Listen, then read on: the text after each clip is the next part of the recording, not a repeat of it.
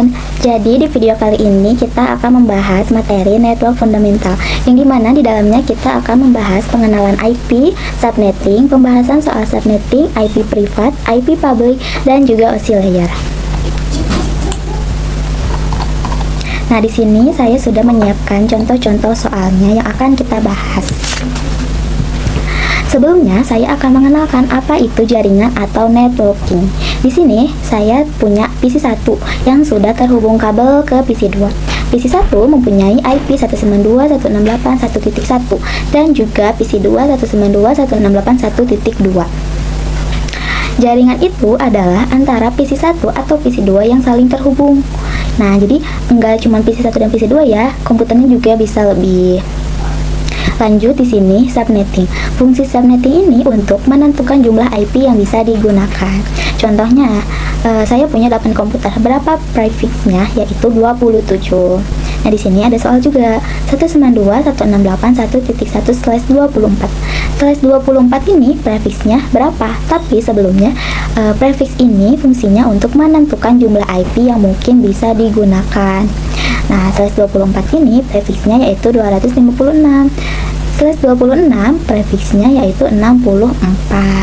Ya, di sini kita juga punya ada angka IP versi 4 yang dimana dimulainya itu dari 0 atau 0 sampai 255. Nah, di sini kita punya contoh soal yang pertama. Soalnya yaitu yang pertama 192.168.1.1/25. Dalam subnetting ini kita harus menentukan total IP-nya, subnet max, IP network, IP broadcast, IP range. Di sini kita yang pertama itu total IP-nya dulu ya. Nah, di sini ada 32 dikurangi prefix. 32 ini didapat dari mana sih? IP versi 4 ini kan ada 4 oktet yang terdiri dari 32 bit. Jadi 32 dikurangi prefix. Prefixnya itu yang slash-nya ya, jadi 25. 32 dikurangi 25 yaitu 7. 2 pangkat 7 yaitu 128. Pangkatnya ini dari mana sih? Nah, ini tuh sudah ada rumusnya ya. Nah, karena kita sedang belajar di dalam mikrotik, jadi kita menggunakan prefix. Di beberapa vendor itu tidak menggunakan semuanya prefix, tapi ada juga yang menggunakan subnet mask. Seperti Cisco dan Windows ini menggunakannya subnet mask, tidak prefix. Nah, kita lanjut aja ya. Di sini 256 dikurangi total IP. 256 dikurangi total IP-nya itu 128. Jadi kita di sini 128. Kita tulis dalam formatnya ya. Subnet max ini sama dengan IP yaitu ada 4 oktet. Jadi di sini 255.255.128. Nah, lanjut kita ke IP network. IP network ini IP pertamanya. Berarti IP pertamanya yaitu dimulai dari 0 atau 0 ya. Nah, kalau IP broadcast itu kan IP terakhir, berarti IP terakhir dikurangi 1 yaitu 127. Jadi ini blok pertamanya yaitu 0 dan 127, blok keduanya itu 128 dan 255. 256 ini juga kan dikurangi 1 ya, jadi 255. Nah, di sini ada IP range. IP range itu seperti IP pertengahannya ya, seperti itu.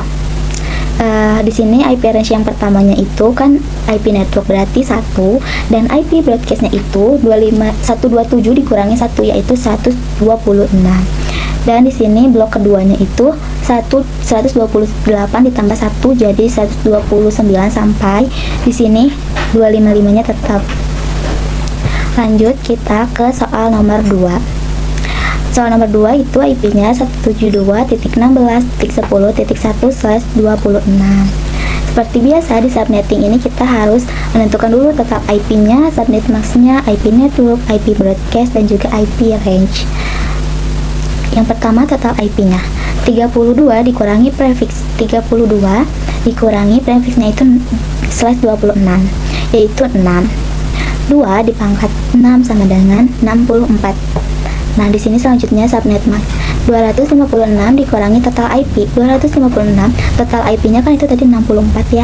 Berarti hasilnya itu 192. Kita tulis dalam format yaitu 255.255.255.192. Berarti ini adalah subnet max-nya. Kita lanjut ke IP network. IP network itu kan IP pertamanya. Berarti pertamanya kita mulai dari 0. dan di sini juga ada 64. Lanjut, di sini juga ada 128 dan 192. IP broadcast yaitu IP terakhir.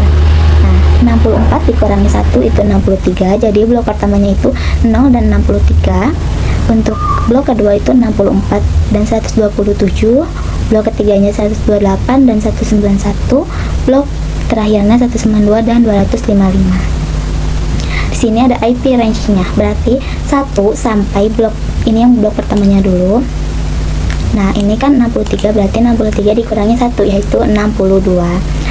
64 ditambah 1 65, 127 dikurangi 1 126, 128 dikurangi 1 ditambah 1 jadi 129, 191 dikurangi 1 190, 193 dan 254.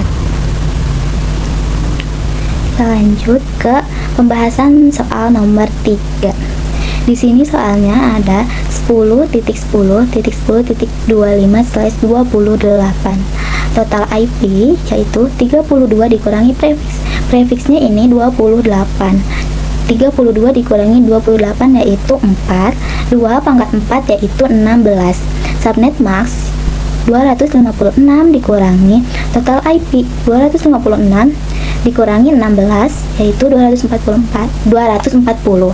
Nah, ditulis dalam format subnet max-nya 255.255.255.240. Sini ada IP network-nya. Kita mulai dari yang pertama yaitu 0. Di sini 0 tambah 16 yaitu 16. 16 ditambah 16 tambah 16 yaitu 32. 32 ditambah 16 yaitu 48 dan seterusnya, tapi di sini kita cukup sampai 48 saja. IP broadcast itu kan IP terakhir ya. Nah, di sini 16 dikurangi 1 15, 32 dikurangi 1 31, 48 dikurangi 1 47 dan ada 63. Pada blok pertama yaitu kita mulai dari 1 sampai 14.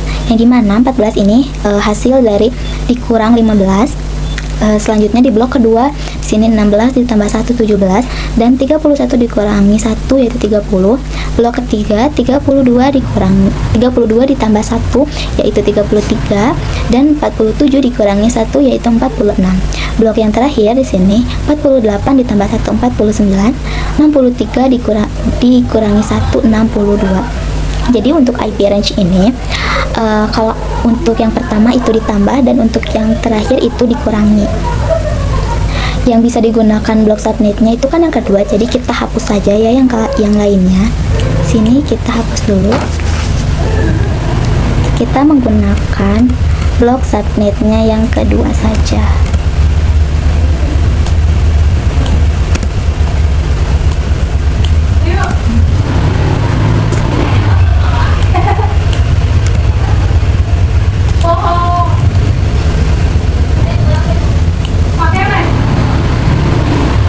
Jadi seperti ini ya teman-teman. Oke, kita di sini akan menjelaskan apa itu blok subnet. Nah, di sini blok subnet itu adalah misalkan kita di ruangan pertama itu punya 0 sampai 127 IP awal dan IP terakhir ya. Sini IP yang 0 sampai 127 itu di ruangan selanjutnya kita akan menggunakan yang IP dari blok subnet selanjutnya.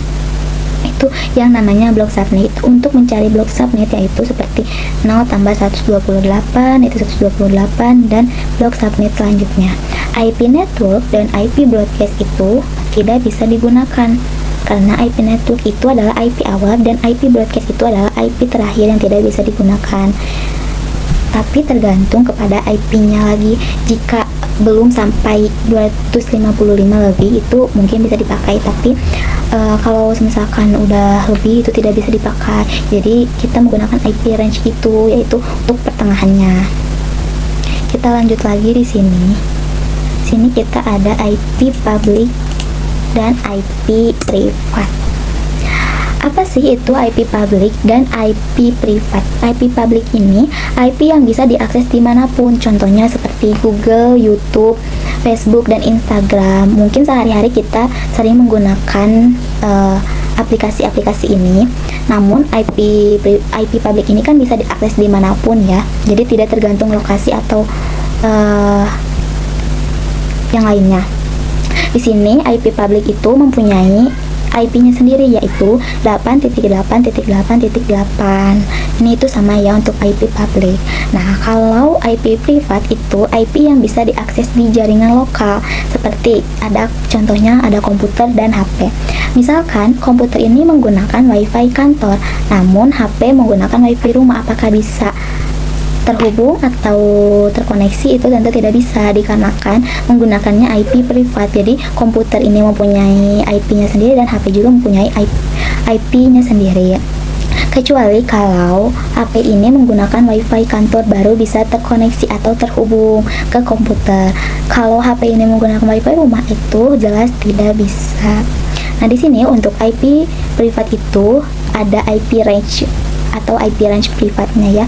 Yang pertama ini IP-nya 10.0.0.0 sampai 10.255.255.255.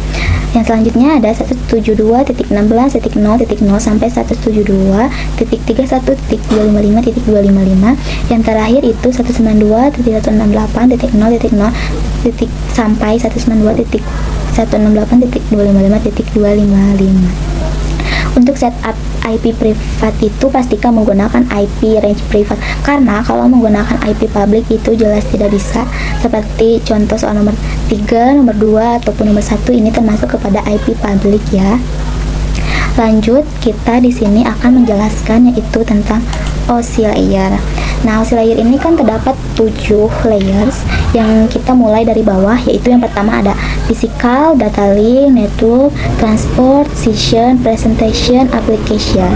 Nah, sebenarnya untuk network engineering itu kita harus benar-benar memahami 3 saja, yaitu physical, data link, dan juga network. Nah, di sini physical ini adalah contohnya saja ya. Physical itu alatnya menggunakan hub. Hub itu fungsinya untuk menghubungkan komputer dalam satu subnet. Jadi misalkan di sini saya mempunyai PC1 yaitu IP-nya 172.16.10.1, PC2 172.16.10.2, dan PC3 yaitu 172.16.10.3. Nah, karena hub ini fungsinya untuk menghubungkan komputer dalam satu subnet. Contohnya itu seperti PC1 ingin mengirim foto kepada PC2, berarti kita harus melewati dulu hub. PC1 mengirim nih ke hub, lalu di hub itu dicek dulu dari PC1 ini akan dikirimkan kemana. Oh, ke PC2. Dicek dulu alamat IP-nya dan benar alamat IP tersebut itu mengirimkan ke PC2, lalu hub akan mengirimkan ke PC2. Begitupun juga ke PC3. PC2 akan mengirimkan ke PC3. Nah, jadi hub itu fungsinya balik lagi untuk menghubungkan komputer dalam satu subnet. Jadi ketiga komputer ini akan saling menghubungkan satu sama lain karena lewat hub. Lanjut, di sini kita ada data link. Data link ini alatnya yaitu menggunakan switch. Switch ini fungsinya untuk menghubungkan komputer dalam satu subnet. Di sini kita punya IP-nya juga. PC1 itu IP-nya 172.16.10.1, PC2 itu 172.16.10.2, dan PC3 itu 172.16.10.3. Nah, di sini kan kita menggunakan switch ya untuk menghubungkan komputer dalam satu subnet saja. Misalkan PC1 ingin mengirimkan foto ke PC2, kita lewat switch nih. Sama seperti hub tadi ya, tapi kalau hub itu kan menghubungkan komputer dengan satu subnet, tapi kalau ini itu agak berbeda. Jadi dari PC1 ini mengirimkan foto ke PC2. Nah, dicek dulu di switch, oh ternyata benar untuk mengirimkan PC1 itu fotonya ke PC2 dikirimkan, tapi tidak bisa PC2 itu mengirimkan ke PC3. Nah, kalau hub ini kan akan menghubungkan ke semua ya, tapi kalau switch ini itu menghubungkannya ke tujuannya saja. Jadi seperti tadi, kalau hub itu PC1 ke PC2, tapi PC2 bisa mengirim ke PC3, tapi kalau di switch itu karena PC1 tujuannya ke PC2, jadi hanya PC1 dan PC2 saja yang terhubung, tidak ke PC3. Lanjut, ini kita yang terakhir itu ada network.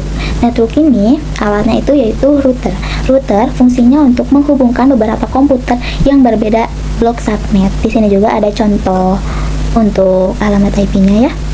Di sini kita PC1 mempunyai IP 192.168.1.125, PC2 192.168.1.253, dan PC3 itu 172.16.1.7. Sudah terlihat bahwa di 3 PC ini alamat IP-nya itu berbeda-beda, tapi karena menggunakan router itu bisa terhubung satu sama lain, karena router ini fungsinya untuk menghubungkan beberapa komputer yang berbeda blok subnetnya.